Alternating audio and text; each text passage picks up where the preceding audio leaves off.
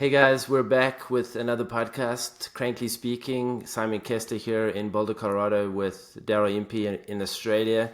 We've had a little bit of a break since our last podcast. Daryl had to get back to Australia with the time difference and everything. It's very challenging, as you can imagine, but good to have you back, Daryl, and good and happy that you made some time today for us. I know it's been quite hectic for you. First off, let's talk about the Giro.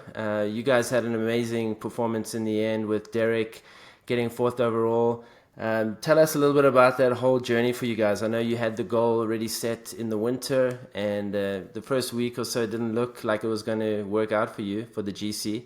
But in the end, it all came together, and you got fourth overall. So tell us a little bit about that experience.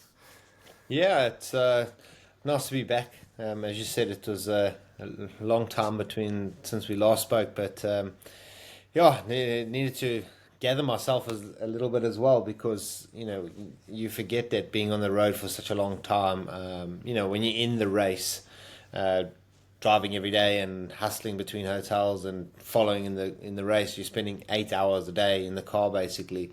I was just wrecked at the end of it, so needed a few days off and recover and find myself. I was just super tired, chasing jet lag, everything else, and then adjusting to family life again, and being a dad and husband, and stop living the bachelor life. It's just been a big change, but it's great to be back.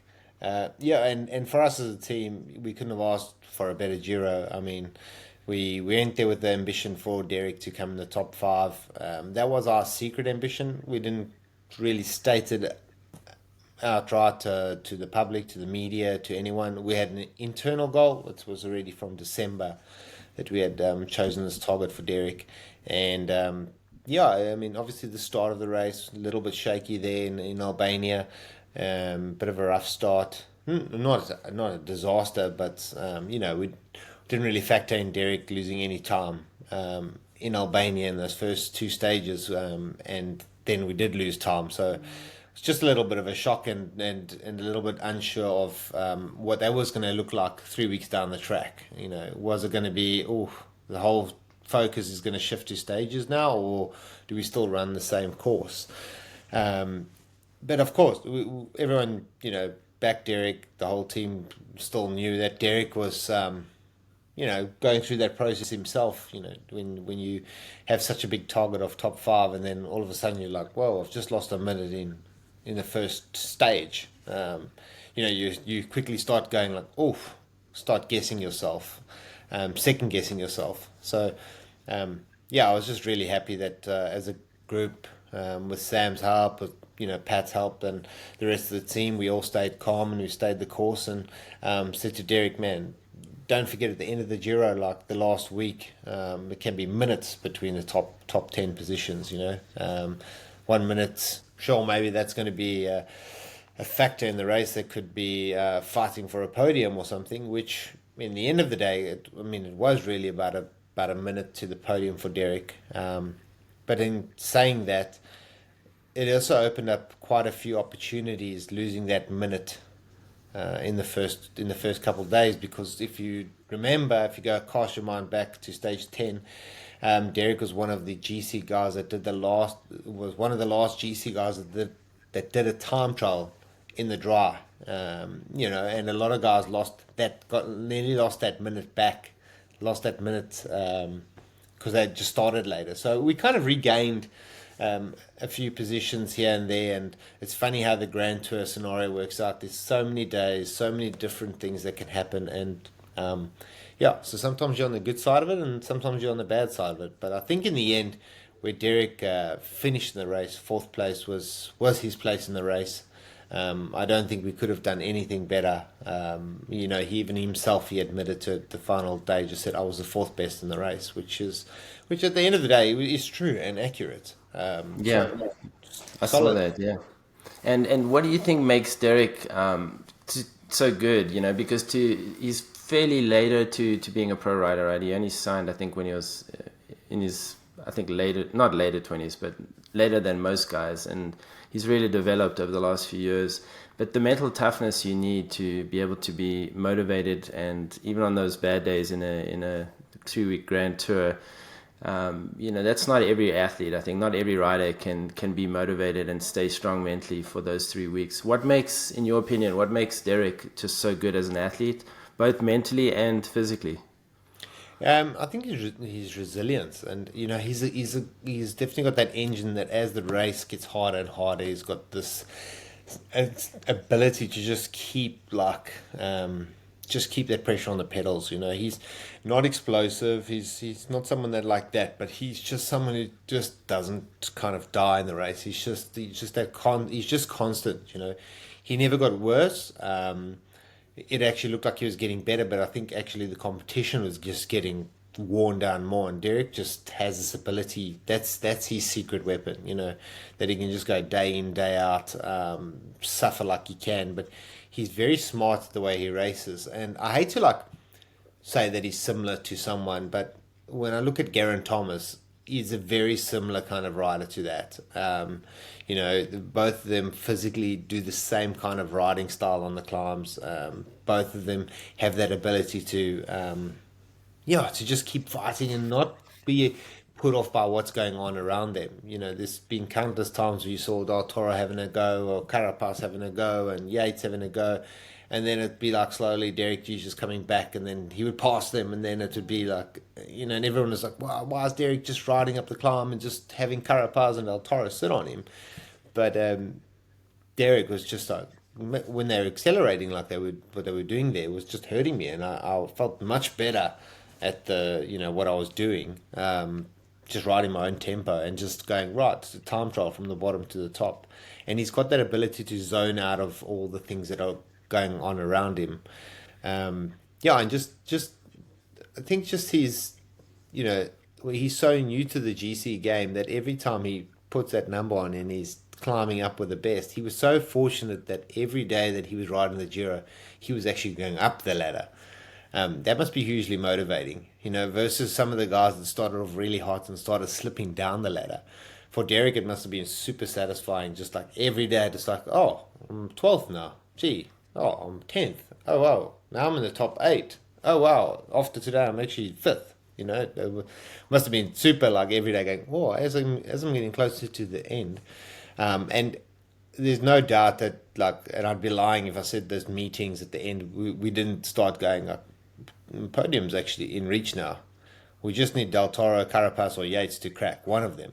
That eventually didn't eventuate, but Derek was ready to take advantage of that if it did come his way. But I think that's Derek's just he's still got so much more to show. Don't forget it hasn't even been a year since he started riding GC. So, well, that's impressive. What do you think about? There's a lot of talk about what went on there and the tactics on that second to last day. We saw Del Toro and Carapaz kind of mark each other out, and Yates just right away. And I think, for my opinion, and also listening to other people as well, for the first mistake that UAE made, I think, was to let Wout in that big break. They should have had at least one rider there, I think, up the road, or maybe chased it down quickly to not have somebody like Wout up the road, because we've seen in previous Tour de France, Wout has also played a major part in Jonas winning and beating Tadej, doing something similar back in the day, I think 2 years ago now. Before Oderkamp, he did something very similar to help pull Jonas away for the win. So I think that was the first mistake. Then also it seemed strange that Del Toro wouldn't work at all with Carapaz up the climb. There was one point where they were literally 5-10 seconds behind Yates. Carapaz had worked for quite a few kilometers and pulled the gap really close. And if Del Toro had just pulled for 20-30 seconds, they could have closed it down. But it seemed like Del Toro was just hyper-fixed on Carapaz and not even thinking about Yates. You guys were in the car, obviously, in the race. What is your take on what went down there tactically between Carapaz and Del Toro, and how they ended up UAE losing the race there? Yeah, look, I mean, first I think they threw the race away. I think Del Toro, he's going to look back at this and say, tactically, him or the team or whoever decided to let not work with Carapaz and be so focused on Carapaz. that was a mistake. I think there was this obsession with him going into the stage, both from Latin America, that maybe a little bit of rivalry there. But Carapaz, in his defense, he's out there to win the Giro. He's sitting in second overall. He's won the Giro before. He knows he's got to force Del Toro to do some work. He made the difference. He made on the climbs, he was the guy putting in the big digs. He was going for it. And Del Toro basically just kind of just blocked it for him, and kind of was like willing to watch Yates right away. But then when you hear kind of a few theories come the next day, or just chatting to some guys at the airport or through the bunch, that UAE kind of also had a tactic of like, don't worry, Mike and them are behind. Yates is coming behind. And on this climb, there was no reception.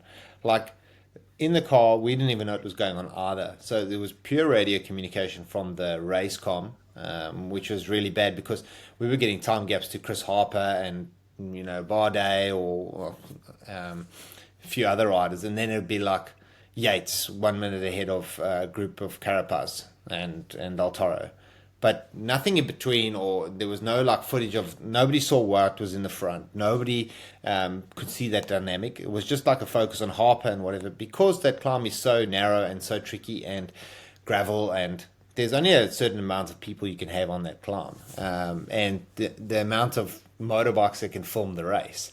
So there was so many pieces of that race that people forgot about, just in the chaos that was happening. Like, okay, now Del Toro's not working now, and people forgot Wout was up the road. So it was just this like perfect storm for something like that to happen, and then it takes a freakish ride from like Simon Yates, where you go like, and deep down, I think he wanted that revenge on that climb. He was like, okay, man, I lost the Giro here. This would be a great book ending to my career if I like pull it off back here, and I actually those demons from 7 years ago, I can put them to bed and win this thing.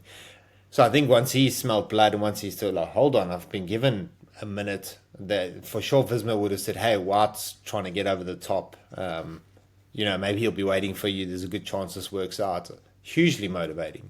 But I think Del Toro, he at some point you got to say, I'm the pink jersey here, man, and I'm not losing this race. And we didn't see that.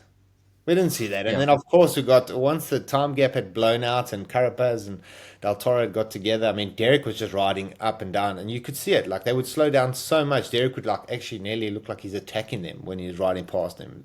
He was just riding his own tempo, But then, of course, if you're Carapaz, you're going to go, like, well, like, no, I played my hand. The race has gone up the road. I was coming to win the Giro.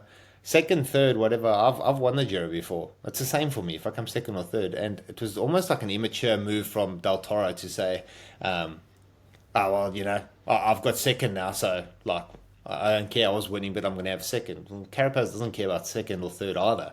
It's almost like, what are you doing? Like, your team's had the whole race dialed. At some point, you've got to put your big boy pants on and go, like, I've got to fight for this race.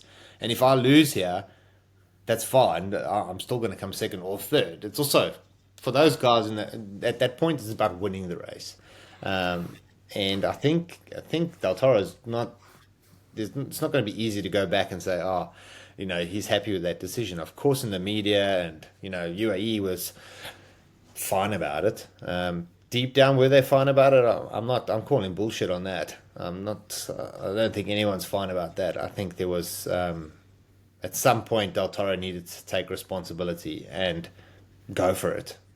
Whether or not Carapaz is able to drop him, that's the next question. But I kind of felt like he threw it away. Yeah, I mean, it's Del Toro seemed very happy at the end, like for his second place, which is also bizarre. But I guess if you think about it, he's only 21. It's only his second Grand Tour. he wasn't the team leader. He's just happy to be there.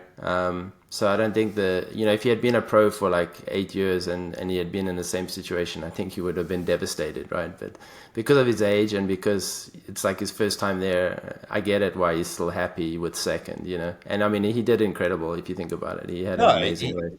There's no doubt he had an amazing Giro. I mean, I'm not discounting that. I'm saying that he did everything right up until that point. And then it was just like that last day was almost like,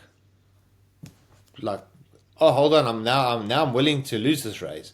But throughout the whole Giro, there was not that sign. When anybody attacked, he was the first to move. When anybody did anything, he was the first to attack and like follow and do something crazy over the top. And you were thinking, okay, he surely like. But then that day, he just turned into super like defense mode. He kind of forgot about what he's been doing the last 3 weeks in the race. He was just kind of. Yeah, I think maybe the moment got too big for him, or which is understandable. I mean, he's young. I mean, I could only dream of, leading a Grand Tour like that when I was 20, 21. So he's going to be a star for the future. His trouble is going to be. Don't forget, he's still got those Grand Tour riders in his team. He's still got Ayuso. He's still got Tadej. He's still got Yates. I kind of feel like this was his moment and it was the time to seize the moment because who knows, the next couple of races, those guys might not have the bad luck they had in this race. Ayuso was a little bit off. I believe if Ayuso was on the form he was supposed to be on, he would have been the man, and Del Toro would have been working for him. So it's just a little bit of a missed opportunity for him, I would say. Yeah, no, for sure. But in the end of the day, like you said, he's still so young and so talented. Let's talk a little bit about Yates. You were teammates with him for many years. The Yates brothers are incredibly talented. He seems like a very low-key, kind of humble guy, keeps to himself. You had Wout waiting for him. It was incredible. Apparently, Wout pulled for 12 minutes at 451 average there. And with him just sitting nicely in the wheel and then had to just push the last 5K, it was like the perfect finish for Visma. Visma really, won that incredibly as a team. Tell us a little bit about Yates. What is he like as a person? I mean, obviously he's super talented physically. What makes him, now he's won 2 Grand Tours. He's had an incredible pro career. Tell us a little bit about him as a person that people might not know. Like, what makes him so good physically and mentally? What do you, from your perspective? I think Simon's just, when you look at both the Yates brothers, they both ooze class in a different way. Adam's quite good at this one-day races and a bit more attacking, a bit more aggressive, where Simon's a little bit more calculated. And that's probably indicated in the results. They've both achieved a lot of success, and maybe Simon, you could say, is a Grand Tour winner, has been a bit more successful in that department. But then you look at Adam's results on the other side of the, also he's podiumed at the Tour, and he's, both of them have won the white jersey at the Tour de France. So they're equally as good. It's so hard to say one is better than the other. And they both great teammates, both great to have in a team environment. Simon's a little bit quieter, but he is, I think for him it was almost like this relief. I think that, I chatted to him at the airport and he was just like saying like, this is like the end of the book, right?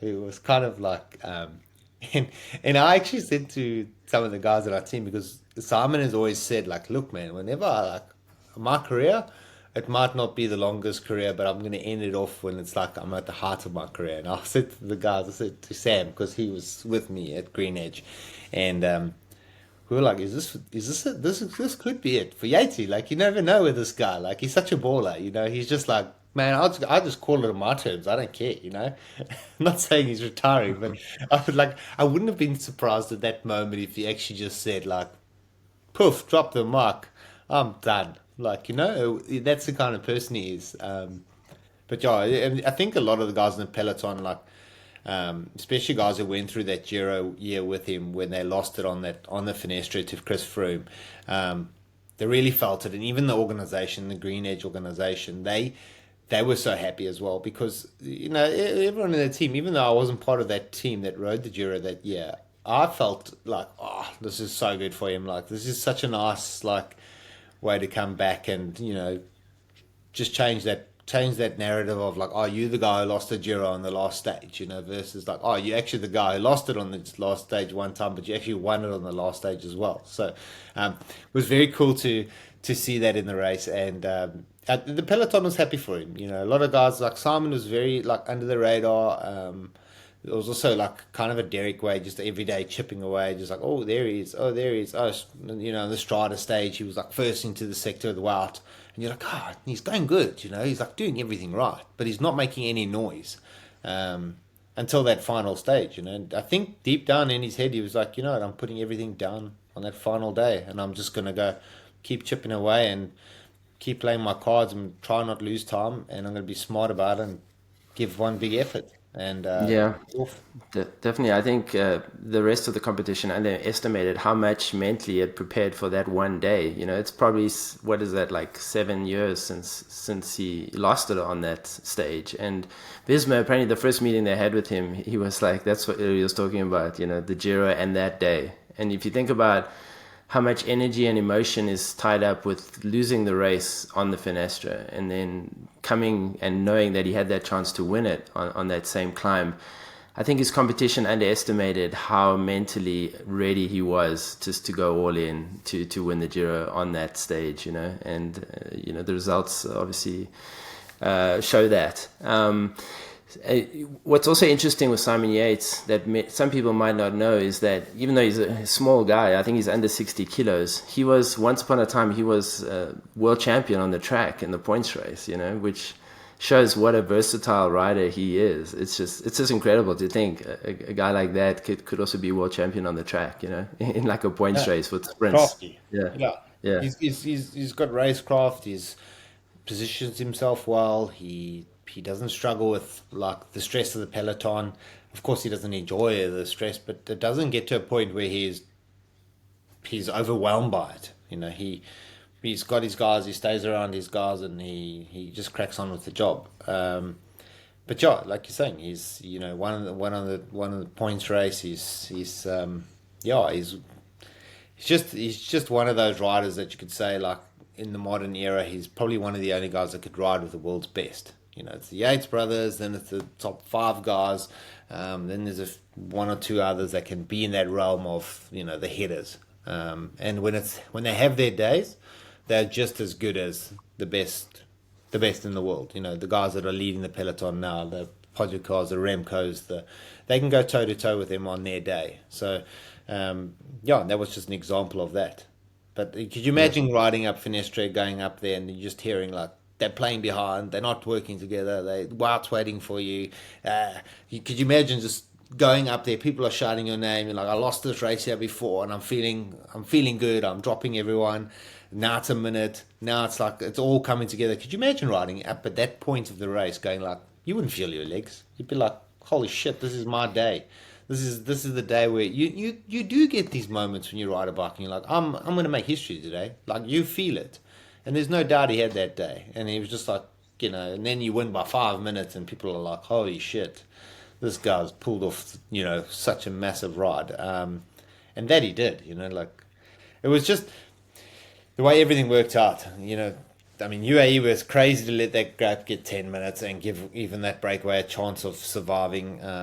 Although EF was riding, at some point they probably needed to say, you know what, this is actually not good. We don't want any satellite riders to be able to make a difference on that climb. We even wanted like Simon Clarkey to like go quite deep and see what he could do. We knew it would be tough for him to make it over the top, but we like, just get to the gravel sector in case he needs you, or wheels or whatever, But yeah, I think Visma rode a smart race in the end. And, no one could say like they had that plan, like it was going to work out like that. Wout still needed to get over there. At the airport, Wout was just like, I had to go probably my best hour nearly power, ever to make it over the top there. And he's a freak. So like, if he has to give his best 1 hour power to make it just in time to collect Yatesy at the top, I mean, you got to know how quick Yatesy was going. Yeah, what a righty Wout is, though, the way he like buries himself for his teammates. You don't see many grand champions, like big champions like Wout, who are also so willing to go all in for their teammates. You know, it's Yeah, and really then he cool to leads see like that. Olive Koy, you know, like in the Yeah, sprints, and then he's back, and then he's winning a stage himself into Siena. Like it's just, yeah, yeah. he was such a well-rounded, well-liked guy in the peloton as well. So yeah, it was cool It's for good to them. see him back. And Yates, you could see that. Like you could see at first when he had the gap was small, he looked like he was like kind of blowing up and but then, you know, when he had a minute or two, you could just see his body language he like completely changed. You know, you could just see how he encouraged he was, and he had another gear, you know, because he could see the gap getting bigger. It was visibly noticeable Yeah, on TV. It was pretty cool. So now we have the Dauphiné. We're a few days in to the Dauphiné. A lot is happening there. We have some of the big hitters there with Pogačar, Remco, Jonas Vingegaard. They had the time trial yesterday, and that was quite a surprise. We had Remco, who really, you know, blew that race apart there. He just won with a decent margin over Jonas. And Matteo Jorgensen was third, which was also very impressive. Another great result from Visma, second and third. And Tadej didn't. He was still fourth, but he didn't look quite the Tadej we're used to seeing in the spring. A little disappointed, I'm sure, by his results. He lost a good amount of time to Remco. I think it was 48 seconds in the end, which is quite a lot on a short time trial. What do you think so far on what's going on in the Dauphiné? yeah. To be honest, like that first stage, I actually was like, whoa, UA is not the team they have there, and he's pretty isolated here. They should on like a sprintish day, they should have numbers there, you know, to help control. And today was kind of doing a lot of the work, but he's fine to do that kind of, you know, when the race gets a little bit out of control, and then normally he just does his thing and steps out and goes, right, I'm going for it. But he almost looked like he was in control, but it was hurting him. You know, he wasn't being, and he didn't have a chance to like put that massive dig in, which was a little bit unlike today. You know, he takes any opportunity he can, you know, to expose the race, to do whatever. There's five of them left. You'd expect him to go, you know, might as well show them I'm the best in the world right now. I'll just put 20 seconds into them. But he couldn't do that. Um, Jonas riding very smart on the wheels, following like normal, you know, and then obviously the time trials is a clear indicator of like, oh, you know, it kind of affirms you a little bit like, oh, hold on, he's beatable now. Looks a bit beatable. Now there are other riders are starting to believe like, oh, hold on a second, yeah, okay, it's still a long way to the tour. Let's be honest. You know, today's at a massive spring. Maybe that's part of their plan. You know, come in a little bit down to Dauphiné, go up to do another altitude block before the tour, and then they'll probably be okay. But yeah, for sure, it's definitely not a sign you want to be giving to your rivals so close to the tour that you might not be where you should be, or your team's not ready where they should be. You know, maybe missing a lieutenant like a Maiko or someone who was used at the Giro, someone with a lot of experience is also, you know, is also super reliable in those situations. Maybe missing a little bit of help in that regard, but still, it's opened our eyes, I think, to the whole. Oh, this could be an exciting Tour de France. You know, Remco's riding really well. The first day, kind of when you saw the guys attacking, you're like, oh, Remco's missed this. Like straight away, as I saw that move go with Van der Poel, and I was like, oh, Remco's missed this. And then you see this little finger just pop out of the peloton. He's like, no, I'm here to play. You know, he's not missing out on anything. And then he just confirms that, you know, don't know, he's ready. You know, wins the time trial convincingly, like you said. Great bike rider, and yeah, and kind of exciting now going to the tour. Going, oh, maybe there's a bit more at play here because don't get me wrong, I love to see today's these performances. They're awesome to watch, but I like to see it close. You know, a little bit closer than what it has been. So I think this has been quite good, and Jonas is looking really good. You know, he's had a Yeah, quiet Jonas. year. He hasn't been like doing Paris-Roubaix, the Ardennes, the every single race under the sun, and been on top form. He's just kind of done that nice slow build, and he's just ticking boxes along the way. So, and now's the big moment. Now we start seeing like, what is the impact of being the best in the world all year round versus a guy that just goes, I'm picking my target just here. Yeah. That's my goal. What is the price he has to pay for that? Yeah, it'll be interesting. Jonas does look energized. I think that's a good way to describe it. He looks like Energizer Bunny right now, like super fresh, Whereas I imagine today is definitely not quite as fresh. Today he's at the Monte Carlo Grand Prix. He's living also the rock star life these days. You have Jonas, who's on top of the mountain for months on end, like a monk. They have completely different lifestyles in a way, I think. I'm sure that also plays into some of the fatigue that today could potentially be maybe feeling. I don't know. This weekend will be interesting. There's some big mountains. I think Sunday being the hardest day, and that'll be a true test, and we'll really know how today's doing. I think he'll be better in the climbs for sure compared to the time trial, but who knows? We'll have to see. It's a classic Dauphiné. They like from now till the end, it just becomes like quite nasty and quite cruel to a lot of the sprint group, and now they're kind of in survival mode, and just like the sprinters that are there are just thinking this is a great block to end the race off really, and get ready for the Tour, Nationals and the Tour. But definitely the big guys are going to show their cards this weekend coming up. And then you got Swiss as well, and then it's this whole big shift, and it's this whole, every team is going to be going through it, is looking at the rosters from both Swiss and Dauphiné and then trying to select the Tour de France team. And that decision has to be quite quick. Although, like this week, for sure, there's some guys that have already been like, okay, that guy's going good, that guy will probably go. There's been a few moments already from some riders, from some teams that their team's like, oh, he's going the right way, he's going to the Tour. But there's probably a few riders that have hit the Dauphiné, haven't hit their targets 100%. For sure, there'll be some like nervous guys, for example, in UAE going like, oh, don't know with this performance if I'm guaranteed to go to the Tour now. I was a bit shaky at the start. They've got to make it up this weekend. And then the guys in the same at Tour of Swiss. There's a lot of pressure for these next 2 weeks for riders in the peloton who wish to go to the Tour. This is like the spotlight is on them, and they know what's at stake. So nobody wants to make mistakes these 2 weeks. And the racing's intense.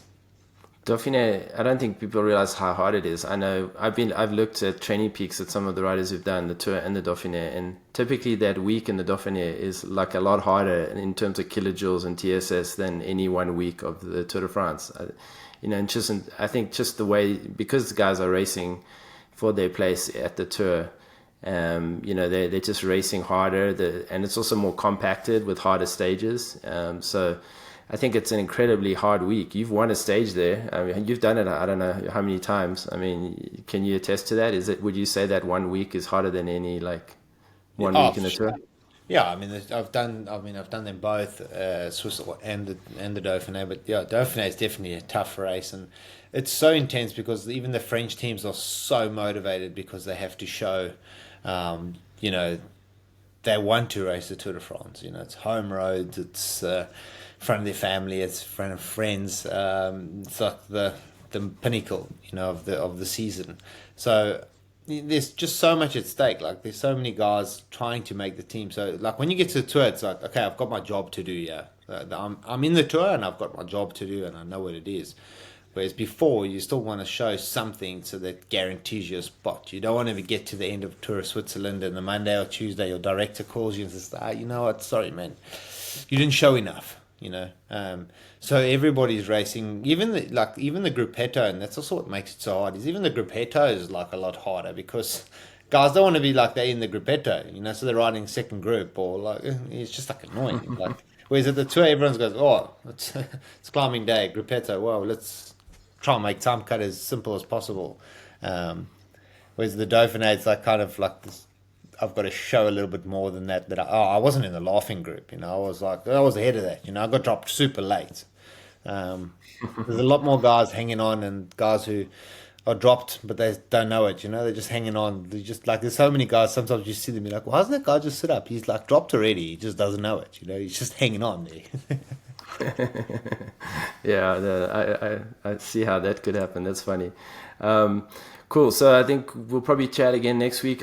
One last thing, factor brought out this crazy aero bike that's still in, I think, development. I don't think it's definitely not available yet. Looks like they've taken a lot from the track. Looks incredibly aero. Extra 23 watts there potentially. Maybe overkill for my local coffee group ride, or what do you think? No, look, you'll be the fastest guy there, but yeah. And look, I'm more like a classic rider. I mean, it's probably the aerodynamics of it are great. But yeah, I still like the old school, look in cycling. It's getting a little bit space age, but it's fantastic. Like I love it that our sponsor Factor pushes the boundaries. It's great to have a sponsor like that that's willing to invest time and effort and money into trying to get the guys as fast a bike, and I think they're pretty happy with it.